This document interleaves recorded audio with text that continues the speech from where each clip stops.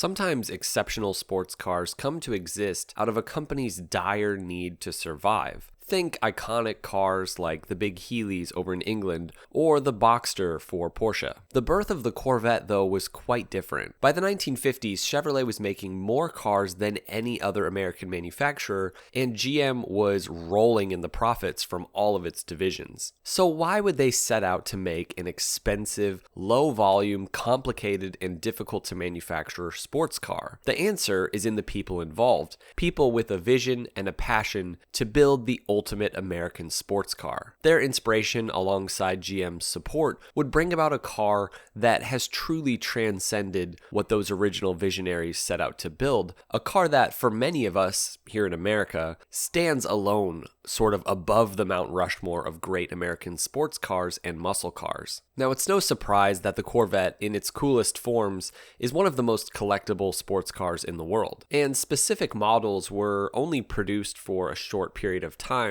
or in limited numbers, especially early on in the car's history, and this makes them really valuable. Now, this isn't unique only to Corvettes, not even close, but it has made certain models extremely desirable to people who want to grow their wealth in a certain way. And the logic is that over time, classic cars and other real assets can potentially appreciate in value, and that value isn't necessarily affected by external factors like lots of other traditional assets can be. In fact, Goldman Sachs says that these valuable physical assets don't end at classic cars. In the same sentence, they say, fine art and classic cars can help protect purchasing power. They also call out fine art as a way to potentially protect certain purchasing power. This report is 2 years old, but obviously inflation is still relevant to those who are investing, and in times like these, diversifying a slice of your portfolio with real assets like fine art can really be desirable. Now, I have a feeling that you're probably like me and you're not in the ultra wealthy class. And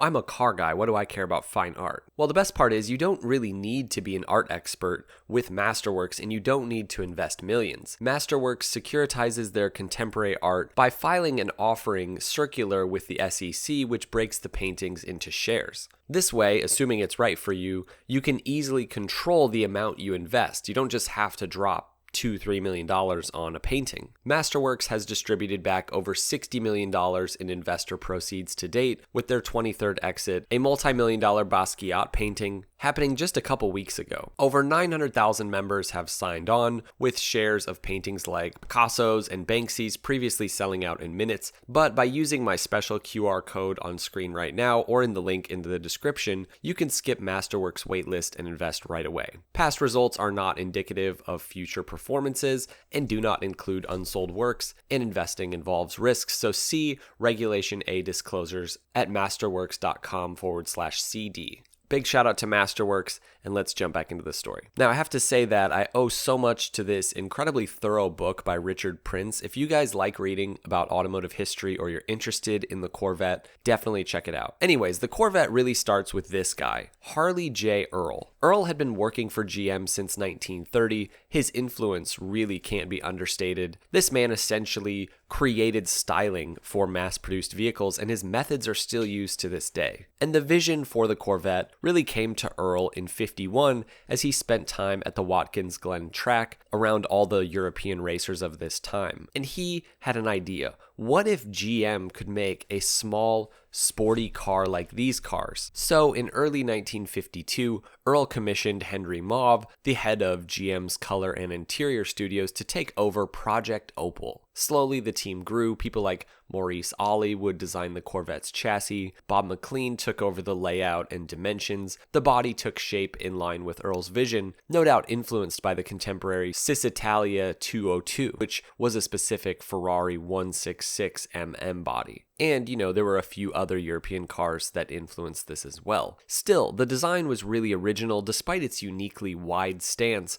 The basic construction of the car was relatively familiar for GM products, well, aside from the fiberglass body. But the car, had a straight-six power plant. It was modified for performance, with a high compression cylinder head, cam, and also triple carbs, as well as dual exhaust, bringing the horsepower up from 115 to 150, which is not too shabby, but, it didn't put the Corvette on par with the European GT cars at this time. Initial clay model prototypes were promising. There were higher-ups at GM who were hesitant about the car, but for the most part, it was known that this was going to be a production car because this was the goal all along. It's important to understand that though the original Corvette had a striking design, aside from the fiberglass body, it really wasn't a very revolutionary sports car at its inception and for its time. At least not in the way that so many other great iconic sports cars have been. But that's not uncommon for American sports cars. The Mustang also would have some growing pains. Still, this didn't stop the Corvette from completely taking the world by storm at its unveil in 1953. The truth is, despite the Italians and Brits being somewhat ahead of Americans when it came to sports car development, nothing like the Corvette had ever come out of Detroit. This brings us to 1953. General Motors decided to put on a show like no other,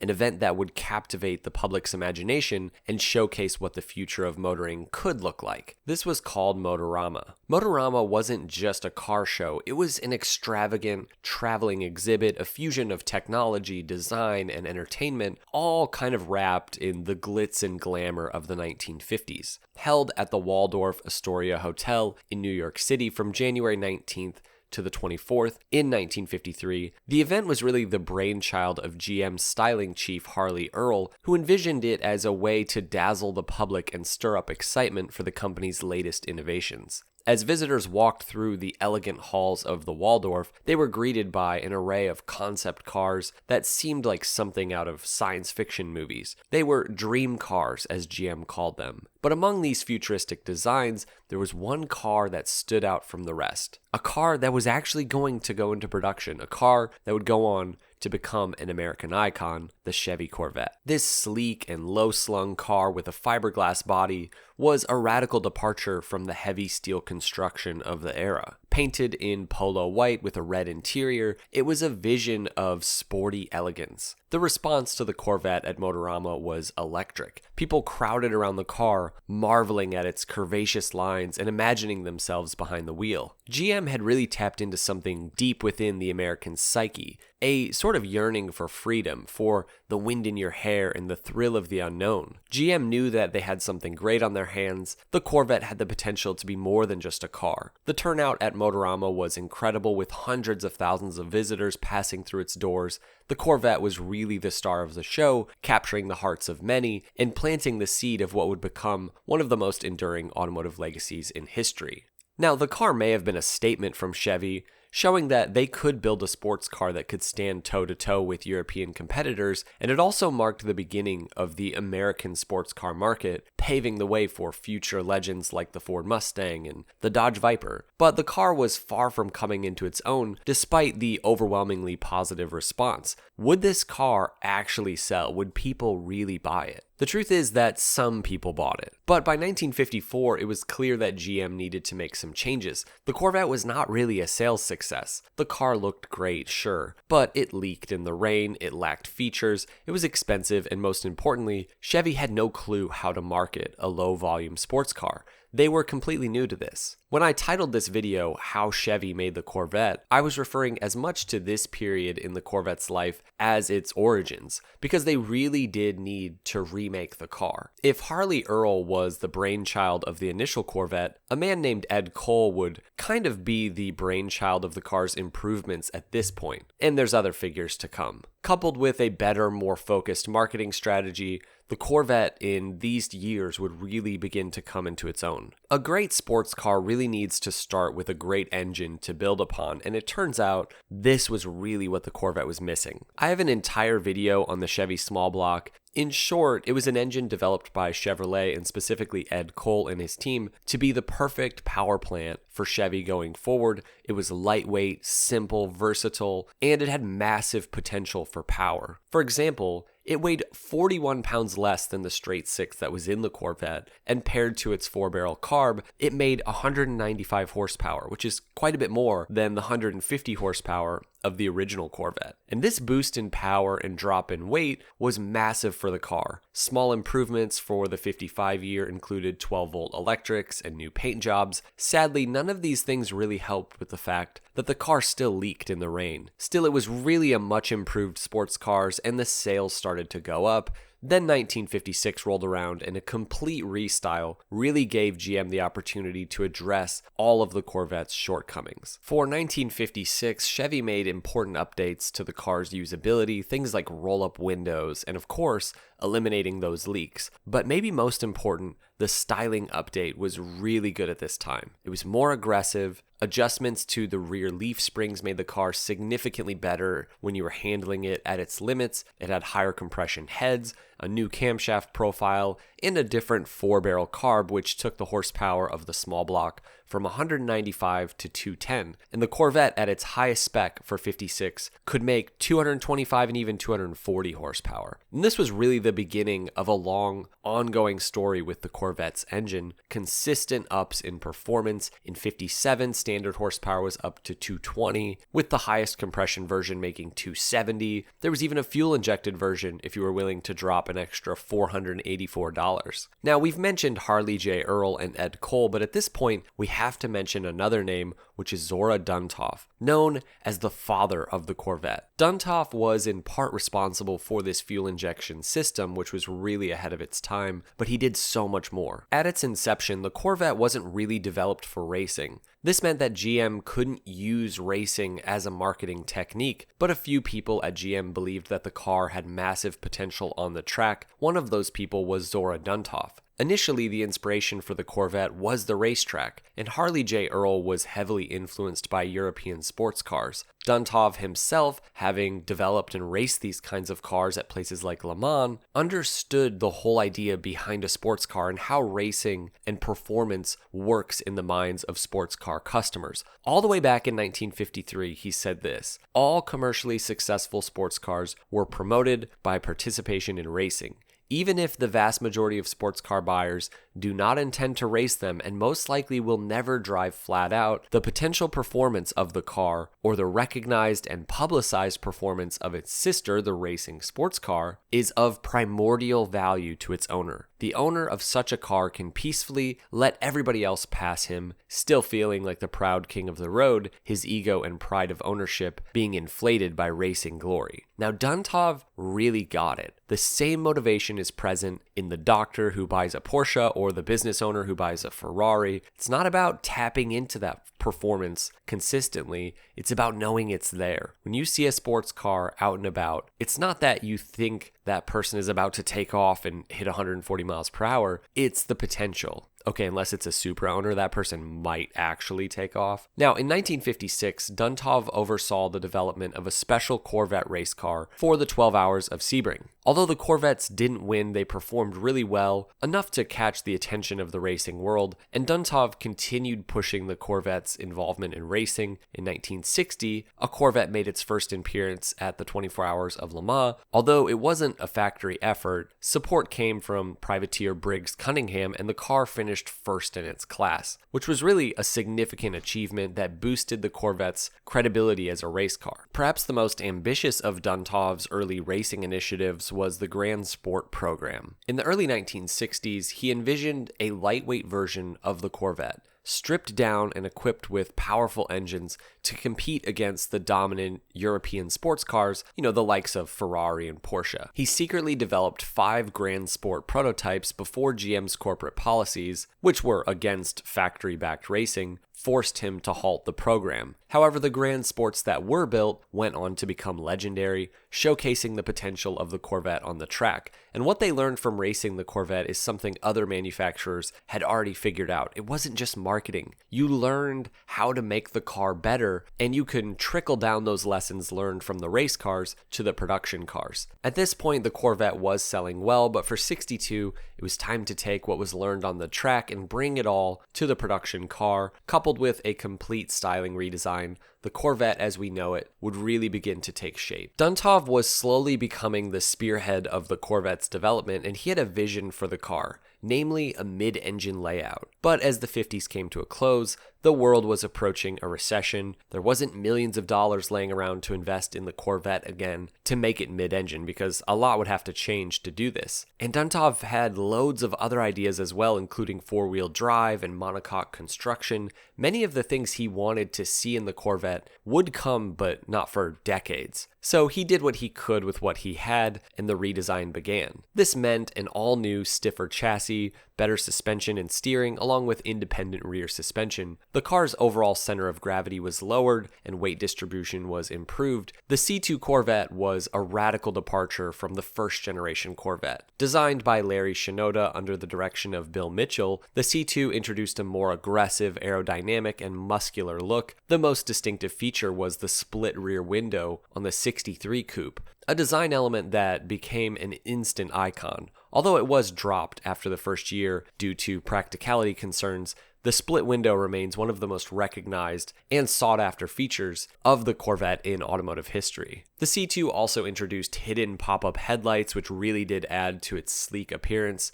The car's sharp lines, tapered tail, and low stance gave it a sense of speed even while it was sitting still. This design language not only defined the Corvette, but it would influence American sports car aesthetics for years to come, and it became known as the Stingray. Under the hood, the C2 Corvette was a leap forward in performance. Along with the massively improved frame and suspension, the car was now offered with a range of powerful engines, starting with the base 327 and escalating to the mighty 427 big block V8. These were powerful engines. The 427 models produced up to 435 horsepower, which was astounding at this time. Over 400 horsepower is still a lot. The C2 was also available with advanced features like four-wheel disc brakes, introduced in 65, and a range of transmission options, including a 4-speed manual. The C2 Corvette was not just a pretty face, it really was a formidable competitor on the racetrack. It continued the racing legacy started by the first-generation Corvette, but with more success. The C2 was campaigned in various racing series, including the 12 Hours of Sebring, where it earned class victories. Now, this version of the Corvette really captured the imagination of the American public and became a symbol of 1960s culture. It was featured in movies and television shows and was often seen as the car of choice for successful, cool, adventurous people. Its combination of style, speed, and sophistication made it kind of a dream car for many and solidified the Corvette's status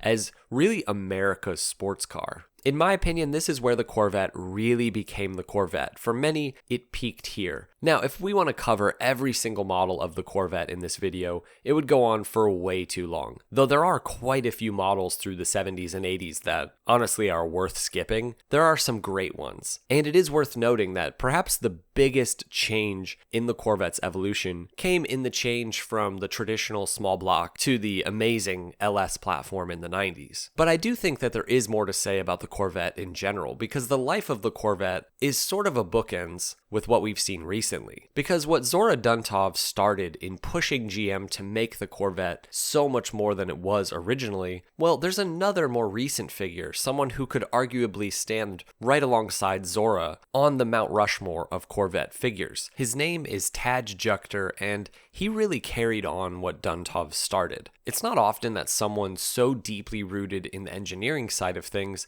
gets thrust into the spotlight, but Tadge Juechter is a rare case. He's a guy who wasn't just handed the keys to the Corvette's legacy, but he earned it through decades of passion and, a little bit of rebellion against the norm. The thing about Juechter is he didn't just try to keep the Corvette flame alive, he threw gasoline on it. He would transform the Corvette into something that would redefine what American sports cars could be. Juechter started at GM when the company was, frankly, on the ropes. But he wasn't the kind of guy to shy away from a challenge. With a background in mechanical engineering from Stanford, he had the brains, but more importantly, he really had the guts to push the boundaries. He joined the Corvette team in '93 when the C4 was still prowling the streets. But instead of just following the blueprint, he started thinking about what could be next. He didn't just see the Corvette as a car, he saw it as a platform to defy expectations, and he wasn't afraid to ruffle some feathers to make that happen. Which, made him a lot like Duntov. By the time the C5 rolled out,